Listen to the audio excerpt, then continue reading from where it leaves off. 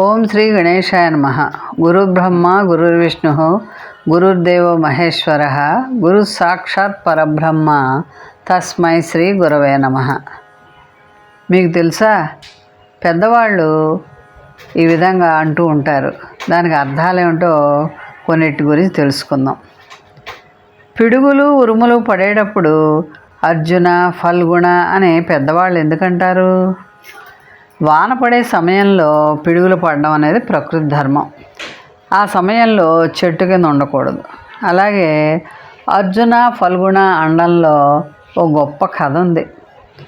మహాభారత సమయంలో అజ్ఞాతవాసాన్ని ముగించినటువంటి అర్జునుడు ఆయుధాల కోసం ఉత్తరుణ్ణి శమీవృక్షం వద్దకు తీసుకొస్తాడు.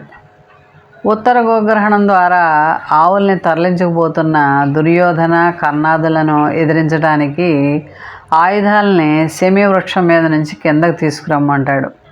అప్పుడు ఉత్తర కుమారుడు భయపడుతూ ఉంటే అర్జునుడు తనకున్న 10 పేర్లను చెప్పి ఉత్తర కుమారుడి యొక్క భయం పోగొట్టి ధైర్యాన్ని కలిగిస్తాడు.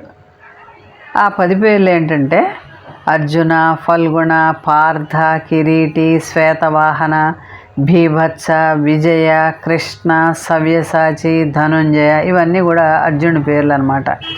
ఆ 10 పేర్లలో పిడుగులు ఉరుములు వచ్చినప్పుడు ఏ ఒక్క పేరు తలుచుకున్నా భయం పోతుంది. కొన్ని ప్రాంతాల్లో పిడుగు పడుతున్నప్పుడు అర్జునుడి రథచక్రం యొక్క సోల విరిగిపోయింది, అదే పిడుగ్గా పడింది అని చెప్తూ ఉంటారన్నమాట. తల్లో నాలుగులా ఉండాలిరా అంటూ ఉంటారు మన పెద్దవాళ్ళు. అంటే ఏమిటి? నోట్లో నాలుకలా అని కూడా అర్థం. నాలుక మెత్తనిది, శృతి మెత్తనైంది. అయినా రాక్షసుల్లాంటి 32 పళ్ళ మధ్య ఎంతో చాకచక్యంగా వాటిని నిమురుతూ, తాకుతూ, కదిలిస్తూ తన పని తాను చేసుకుపోతూ ఉంటుంది. ఏ రోజు ఎప్పుడు వాటి నుండి ఎలాంటి ఇబ్బందిని ఎదుర్కోకుండా సౌమ్యంగా, సరళంగా, హుందాగా సాగిపోతూ ఉంటుంది. అలాగా తల్లో నాలుగులా ఉండాలని పరమార్థం అన్నమాట. అతి సర్వత్ర వర్జేత్ అంటారు మన పెద్దవాళ్ళు. అతి గర్వం వల్ల శ్రీరాముడి చేతిలో రావణుడు మరణించాడు. అతి దానం వల్ల బలి నష్టపోయాడు. అతిగా తిన్నామనుకోండి ముందే పోతారు. అతిగా వాగితే చులకనవుతారు. అతిగా ఆశపడ్డామనుకోండి అది అనర్థానికి దారితీస్తుంది. అందుకనే అతి దేనికి పనికిరాదు. యజ్ఞోపవీతంలో 9 పోగులు ఉంటాయి. దాని అర్థం ఏంటి? యజ్ఞోపవీతం 9 పోగుల్లో 9 దేవతలు ఉంటారు. బ్రహ్మ, అగ్ని, అనంతుడు, చంద్రుడు, పితృదేవతలు, ప్రజాపతి, వాయువు, సూర్యుడు, సూర్యదేవతలు నివసిస్తారన్నమాట. అందుకని యజ్ఞోపవీతం 9 పోగులతో తయారు చేసినది వేసుకుంటూ ఉంటారు. సంవత్సరంలో ఒకసారైనా నేరేడు పళ్ళు తినాలి అంటారు మన పెద్దవాళ్ళు. ఎందుకని? నేరేడు పళ్ళకి చక్కెర వ్యాధిని తగ్గించే లక్షణం ఉంది. కడుపులోని ప్రేవులకి అంటుకొని ఉన్నటువంటి అనేక సూక్ష్మక్రిములన్నీ కూడా విసర్జించబడతాయి. ఆ నేరేడు పళ్ళు తిన్నామనుకోండి, నాలుక మొద్దుబారి రుచి తెలియకుండా ఉన్నప్పుడు రుచి స్పష్టంగా తెలుస్తుంది అన్నమాట. ఇవన్నీ చెప్తే వింటారో లేదో అని మన వాళ్ళు సంవత్సరంలో ఒకసారైనా సరే నేరేడు పళ్ళు తినండి అని చెప్తారు. ధనము, నగలు, ఆహార ధాన్యాలు విసిరేయకండి అని అంటూ ఉంటారు మన పెద్దలు. దాని పరమార్థం ఏంటో తెలుసుకుందామా? ధనము, నగలు, ఆహార ధాన్యాలు ఇవన్నీ కూడా ఐశ్వర్యం అని అంటారు. ఐశ్వర్యం అంటే లక్ష్మీప్రదం అన్నమాట. భారతీయ సంస్కృతిలో అమ్మవారి అనుగ్రహం ఉంటే కానీ ఇటువంటి ఐశ్వర్యాలు లభింపవని మన పెద్దలు చెప్తూ ఉంటారు. లక్ష్మీ అనుగ్రహంతో లభించినటువంటి ఈ ఐశ్వర్యాలను విసిరేయకూడదు. అంటే లక్ష్మీదేవిని వద్దనుకోవడమే కదా. అలా లక్ష్మీదేవి ప్రసాదం వద్దనుకునే వారికి ఇక లక్ష్మి సంప్రాప్తించకుండా దరిద్రం లభిస్తుంది, సౌభాగ్యం నశిస్తుంది. రామాయణంలో కైకేయి ఒకసారి రాముణ్ణి అరణ్యాలు పంపుటకి భరతుణ్ణి రాజ్య పట్టాభిషేకం చేయించడం కోసం కోరికలు కోరుకునే నిమిత్తం ఆవిడ తన కోపంతో ఒంటి మీద ఉన్న నగల్ని విసిరేస్తుంది.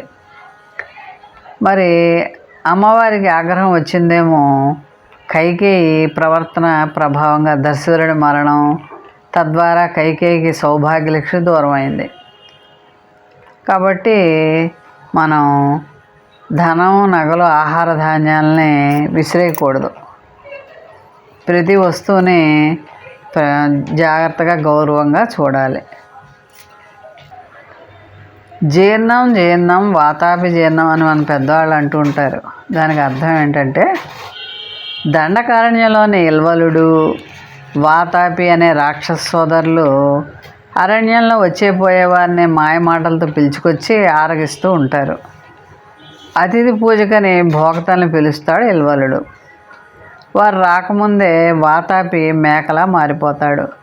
ఇల్వలుడు మేకను కోసి వండి వడ్డిస్తాడు. వాతాపి భోక్తల కడుపు చీల్చుకుని బయటికి వస్తాడు. ఆ తర్వాత ఇద్దరు కూడా చక్కగా కూర్చుని కలిసి భోంచేస్తారు. అగస్త్యుడికి ఈ విషయం తెలిసి ఒకసారి భోక్తలా వెళ్తాడు. ఎప్పట్లాగానే ఇల్వలుడు వాతాపిని వండి వడ్డిస్తాడు.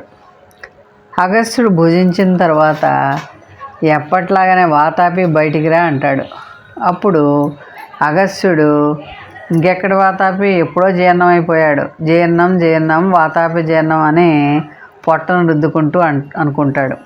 అలా అగస్త్యుడు వాతాపిని జీర్ణం చేసుకుని ఇల్వళ్ళని బూడిద చేస్తాడు.